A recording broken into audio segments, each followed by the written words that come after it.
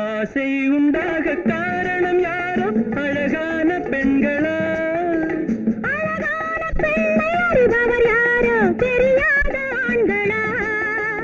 பெண்ணே உன் பார்வை பேசும் போது சொல்லாத பொய் இல்லையே.